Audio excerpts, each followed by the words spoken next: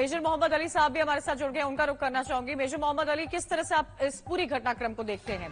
चीन लगातार, और ये अभी की बात नहीं है जो चीन की इस तरह की गतिविधियां सामने आई है, पिछले कई समय से चीन लगातार इस तरह की गतिविधियां कर रहा है, चाहे वो पुल का निर्माण हो या बाकी चीजें क्यों ना हो। इन सबके बीच में भारतीय वायुसेना कितनी सक्षम है, और जो इंडक्शन ऑफ न्यू वेपन हुआ है, जो नीतियों में बदलाव हुआ है, उसका कितना असर आपको देखने को मिल रहा है? देखिए, एक बात मैं बता दूं कि चीन को दरअसल वो बैकफुट में एक तरीके से, अब कहता हूं मैं कैसे, उनका जो ऑल्टीट्यूड है, जो इंडो तिब्बत चाइना का जो बॉर्डर जो है वो इलाका, वो ऐसी ऊंचाई पे है कि जब चीन के जहाज उनकी वायुसेना जब टेक ऑफ करती है तो ऑल्टीट्यूड की वजह से उनके टंकी में हाफ पेलोड ऑफ फ्यूल जाता है, यानी कि टंकी आधी जाती है उनकी फ्यूल की। तो जाहिर सी बात है कि पूरी सॉर्टी है वो कंप्लीट नहीं कर पाते। अब चीन की चालबाजी जो है, उनको इस्लामी स्लाइसिंग में यकीन रखते हैं। वो चाहते हैं कि जंग जीत जाए बिना लड़े, कि डायरेक्ट अंदर घुस के वो अंदर से कब्जा कर लें डायरेक्ट, और वो दिखाने के लिए वो एक कदम पीछे हट जाएगा। जब कोई देख नहीं रहे हैं तो 2 कदम आगे बढ़ जाएगा धीरे। और हमारी भारतीय वायुसेना जो है वो सक्षम है, हमारी सेना सक्षम है, और जो पूरा जो बॉर्डर इलाका है, लाइन ऑफ एक्चुअल कंट्रोल जिसको कहते हैं, अनलाइक पाकिस्तान जहां पे लाइन ऑफ कंट्रोल है वो क्लियरली डिमार्केटेड है। Line of control India Pakistan border, India China border क्योंकि क्लियरली डिमार्केटेड नहीं है, तो चीन इसी मौके का फायदा उठाती है, और वो परसेप्शन है। अब हम तो पूरी तरह से तैयार हैं। जाड़ों में देखिए आप क्या हुआ। अली साहब, ये भी आप बताइएगा कि जिस तरह से इंडियन एयरफोर्स ने यहाँ पर साफ तौर पर देखा जा रहा है कि फ्रंट फुट पर नजर आ रही है, चीन को कड़ी टक्कर देने में सक्षम नजर आ रही है, और यहाँ पर तैनाती भी की गई है LAC पर टैंकों की, उसको किस तरह से देखा जाए? देखिए, चीन जो है उन्होंने ताइवान बॉर्डर पे भी तो हरकत शुरू कर दी थी, अपने युद्ध अभ्यास चला रहे थे वहां पे। तो चीन जो है वो फायदा देखता है और मौका परस्त है, वो अपॉर्चुनिटी ढूंढेगा। अब जी हाँ, उन्होंने डिप्लॉयमेंट वहां पे कर दी है।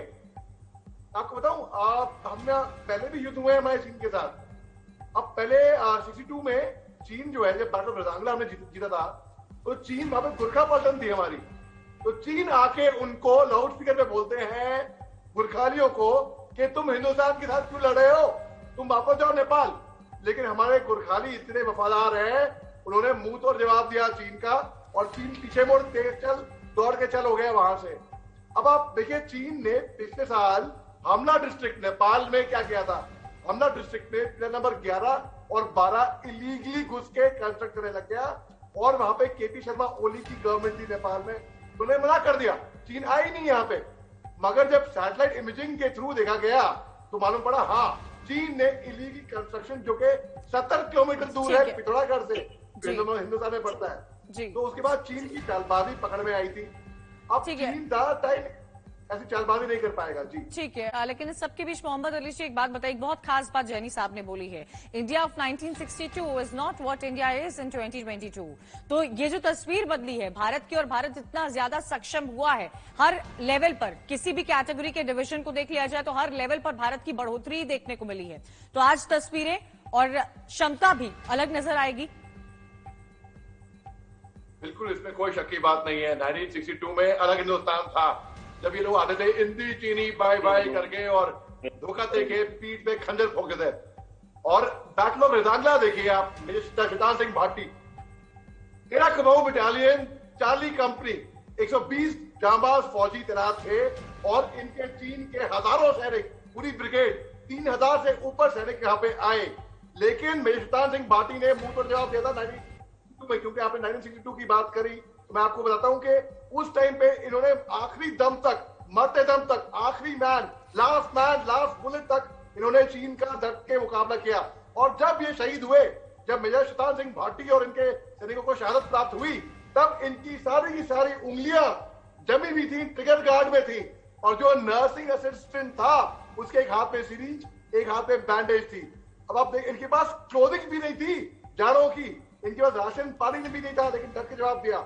आज की तारीख में अगर हम जंग लड़े चीन से, तो हमारे पास हाई टेक टेक्नोलॉजी है। हमने 4 ड्रोन्स लिए हैं लीज पे इजराइल से, जो कि LAC पे पूरा आगे जाके एरियल पेट्रोलिंग करेंगे। हमारे पास इक्विपमेंट है। हमारे डिफेंस मिनिस्टर राजनाथ सिंह ने 48 ब्रिजेस BRO के जरिए केवल चीन के बॉर्डर पे ही नहीं, लेह लद्दाख से लेके डोकलाम तक, हर जगह तक वो पूरे उन्होंने इनॉग्रेट किए थे लास्ट ईयर। अब हम हर तरीके से तैयार है।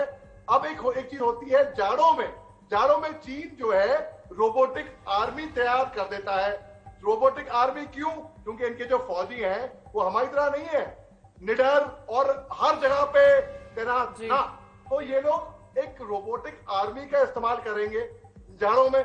अब आप देखिए अक्सर क्या होता है चीन के बॉर्डर पे, ये जगह हमारी है, ये जगह तुम्हारी है, इस तरीके से होता है।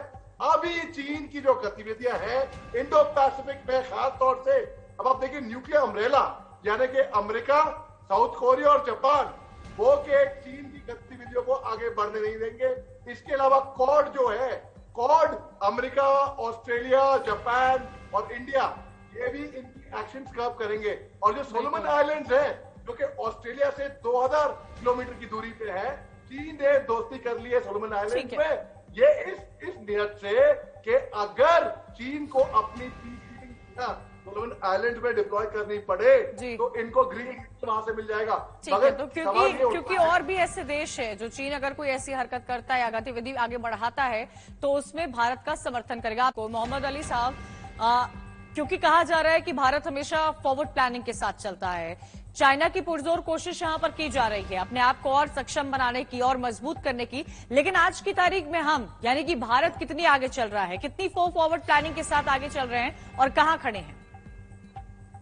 जी, मैं आपका बड़ा अच्छा सवाल है। देखिए, हमारी भारत की एक स्पेशल फोर्स एस्टैब्लिशमेंट है, एक फोर्स हमने स्पेशल फोर्स तैयार करी है, विकास बटालियन। विकास में पूरे टिबेटियन है।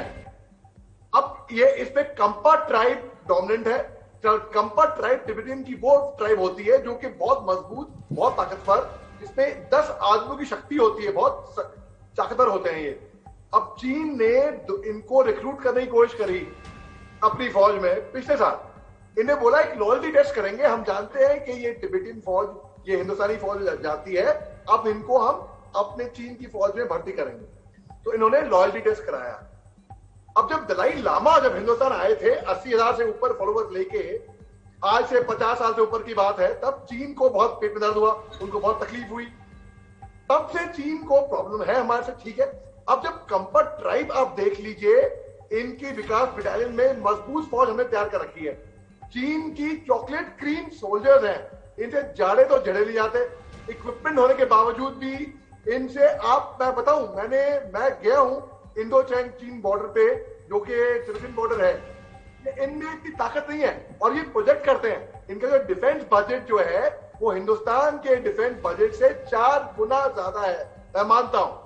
मगर अगर आप खर्च कर दें हाथी के साथ खाने के दिखाने के कुछ और, अगर आप इतने पैसे खर्च कर रहे हैं, क्या इसका ये मतलब हुआ कि क्योंकि आप ज्यादा खर्च कर रहे हैं आप ज्यादा शक्तिशाली हो गए?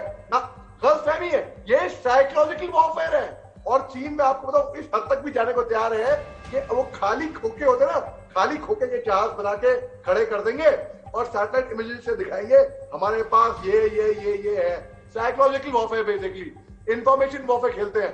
15-16 जून पिछले साल इन्होंने ऑस्ट्रेलिया के सर्वर्स को हैक कर दिया था और वहां के जो प्रधानमंत्री थे मिस्टर मॉरिसन, उनका बड़प्पन है, उन्होंने चीन का नाम नहीं लिया, उन्होंने बोला अपने पासवर्ड्स को आप प्रोटेक्ट करिए बस केवल। तो cyber warfare, psychological warfare, information warfare, हर तरीके का वॉरफेयर ये खेलेंगे, लेकिन आमने सामने की लड़ाई में ये लोग हमसे कई ज्यादा पीछे हैं और हिंदुस्तान की फौज कई ज्यादा आगे है। ये मैं आपको ग्राउंड रियलिटी बता रहा हूं, मैं आपको बिल्कुल में लगातार हम चर्चा कर भी रहे हैं। और जो स्थिति पहले थी वो आज की तारीख में नहीं देखने को मिलती, आज बात 2022 की हो रही है। को थ्रेट करेगा क्योंकि मैक्सिमम इंफॉर्मेशन जो है वो वहां तक वो गूगल पे अवेलेबल है। अब ये है कि जैसे कि 5 हमने राफेल जेट लिए हैं, अब ये 5 राफेल रेडी हैं बिल्कुल और सक्षम है।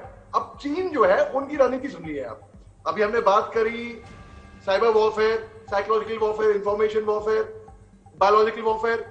कोरोना वायरस जो है, जो कि वुहान वायरस है, वो आया तो चीन से। वो अब चीन ने क्या करा है, वो इनविजिबल इन्वेजन कर दिया है, उस तरीके से ऐसा इन्वेजन कराया अपना, जमीन पे ही नहीं। आप देखिए 70% हिंदुस्तानी चीन का मोबाइल इस्तेमाल करते हैं। आप नहीं करते होंगे, मैं नहीं करते होंगे, जैल साहब नहीं करते होंगे, रफुल बख्शी साहब नहीं करते होंगे, लेकिन 70% हिंदुस्तानी करते हैं। जो लेबर क्लास है, जो लोग काम करते हैं जमीन पे, जो वो लोग हमारा ड्राइवर करता होगा, हम उनको रोक नहीं पाएंगे, हम उनको रोक नहीं पाएंगे। लेकिन रोकने का तरीका यही है कि हम चीन को बॉयकॉट करें। आप सुबह उठे, फर्ज करिए सुबह उठे, हमने बिग बास्केट से कुछ ऑर्डर किया, कुछ भी, बिग बास्केट के चाइनीज स्टेक्स हैं, ऑफिस जाने के ओला उबर करी, उसमें चाइनीज स्टेक्स हैं, हमने मेक माई ट्रिप पे हमने बुकिंग करी, एयर बुकिंग, उसमें चाइनीज स्टेक्स हैं, हम ओयो रूम बुक किया हमने होटल जाके, उसमें चाइनीज स्टेक्स हैं, हमने कहा किसी को गिफ्ट भेजे, ऑनलाइन बुक करें, उसमें चाइनीज स्टेक्स हैं। तो इन्होंने ऐसे, हमने जो एप्स इनके बॉयकॉट किए थे, वो एक तरीका अच्छी बात है। देखिए, हम अगर कदम जी हम कोशिश नहीं करेंगे ना तो हम कामयाब होंगे ही नहीं। हम अगर कोशिश करें तो शायद ही कामयाब हो जाए, क्या पता। तो उसी तरीके से हमने, चीन ने इन्वेजन भी कर दिया है, और ये चीन जो है अपनी विस्तारवादी अपनी ऐसे बढ़ाता रहेगा इस तरीके से। अब आप कल बाबू साहब, लेकिन मोहम्मद अली साहब, आप क्या समझते हैं जो ये इन्वेजन किया जा रहा है, चाहे जो एप्स का इस्तेमाल किया जा रहा है, किसी भी छोटी रिक्वायरमेंट में चाइना का साफ तौर पर स्टेक देखने को मिलता है, ऐसे में आपको क्या लगता है यहाँ पर तो लोगों की भी जागरूकता काउंट करती है ना, कि मेक इन इंडिया पर ज्यादा जोर दिया जाए, जो सरकार लगातार कह रही है। बहुत ही अच्छी बात है ये, मेक इन इंडिया बहुत ही अच्छी बात है, और आपने बिल्कुल सही कहा है।